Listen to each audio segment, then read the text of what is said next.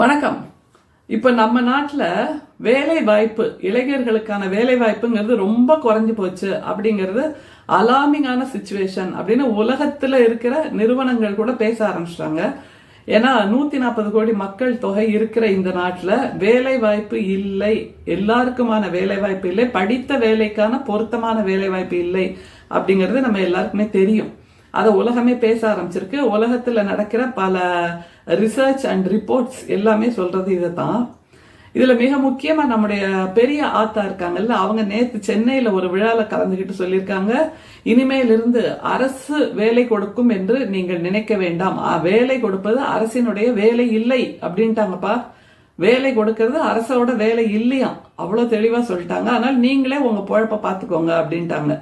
இது எப்படி இருக்குன்னா, பேரிடர் வந்துடுச்சு நிவாரணம் கொடுனா அது அரசோட வேலை இல்லை, வேலை இல்லை நாட்டுல வேலை வாய்ப்பு திண்டாட்டம் ரொம்ப ஜாஸ்தியா இருக்கு, வேலை கொடுனா அதுவும் அரசோட வேலை இல்லை அப்படின்னு எல்லா பொறுப்பையும் தட்டி கழிச்சுட்டா அப்ப இவங்களுக்கு எதுதான் வேலை அப்படிங்கிறது ஒரு பெரிய கேள்விக்குறியா இருக்கு.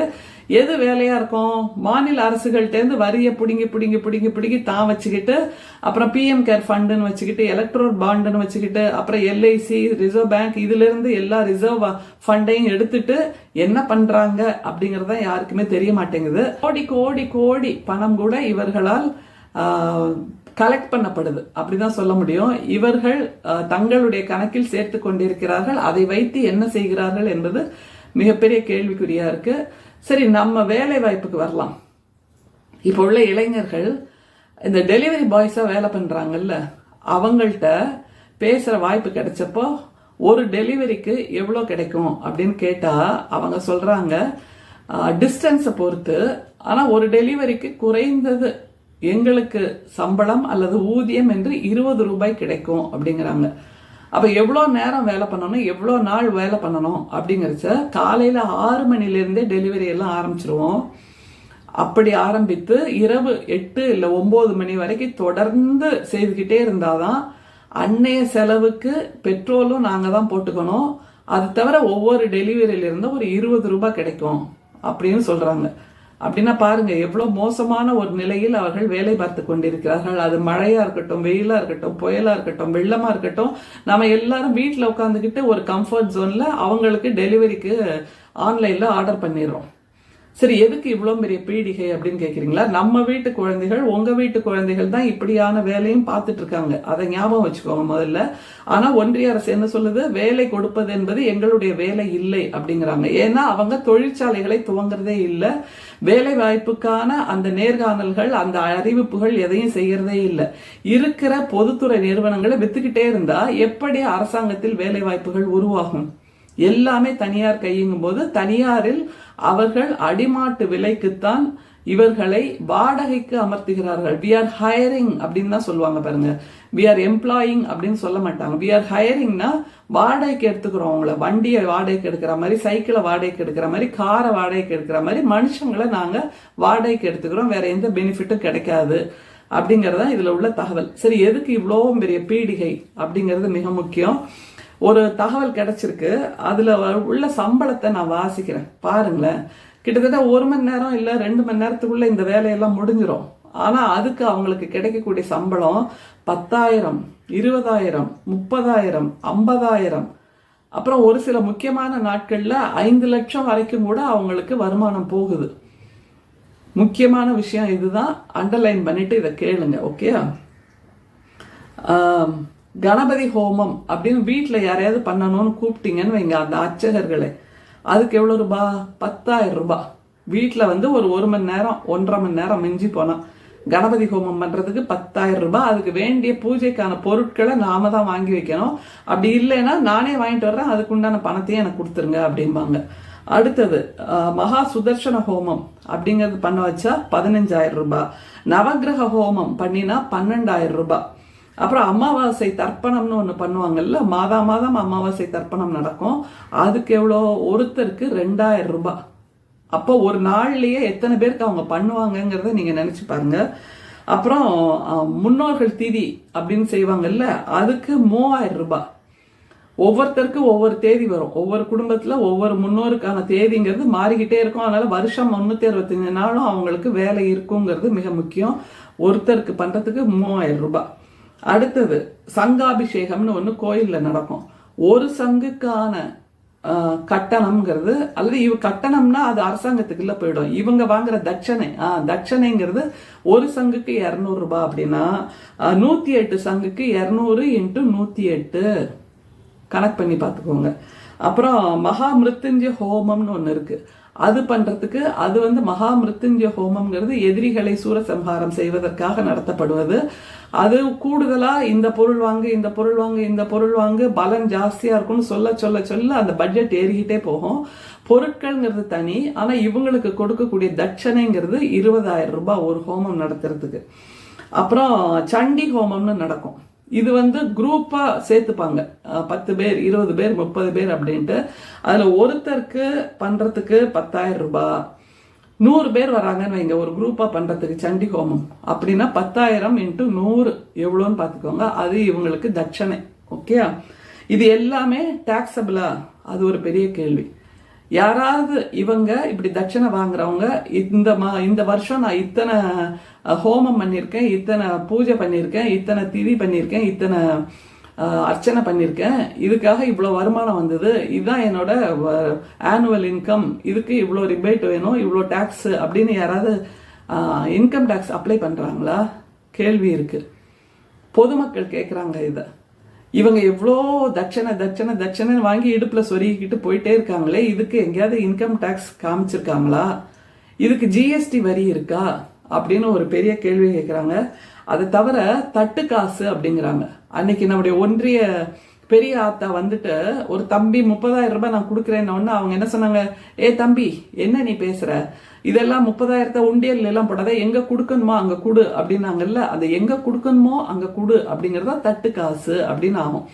அவங்க யாருமே உண்டியல்ல காசு போட மாட்டாங்க. ஏன்னா உண்டியல்ல காசு போட்டா அது தமிழக அரசோட இந்து அறநிலையத்துறை அந்த துறையோட வருமானத்துக்கு போய் அப்புறம் தமிழ்நாட்டு மக்களுக்கான நலத்திட்டங்கள்னு கொண்டு வந்துருவாங்க. அல்லது அந்த கோயில் சார்ந்த நலத்திட்டங்கள், கோயில் சார்ந்த சிறப்பான சேவைகள், இதற்காக அந்த பணம் செலவாகும். அப்படியெல்லாம் பண்ணிட்டா எப்படி? அவ வீட்டுல தானே அவ செழிப்பா இருக்கணும். அதனால நீங்க அர்ச்சகருக்கு கொடுத்தா தட்சணைன்னு தட்டுல போட்டா அது அவ வீட்டுக்கு போகும், அவ வீடு செழிப்பா இருக்கும், அவ இன்னும் கூடுதலா கார் வாங்கலாம், பங்களா வாங்கலாம், வீடு வாங்கலாம், 2 வீலர் வாங்கலாம், நிறைய பொருட்கள் வாங்கி வீட்டுல அடுக்கலாம். எனவே அதுக்காக நீங்க உண்டியல்ல போடாதீங்க, தட்டுல போடுங்கன்னு நம்முடைய ஒன்றிய பெரிய ஆத்தாவே சொல்லிட்டு போயிட்டாங்க.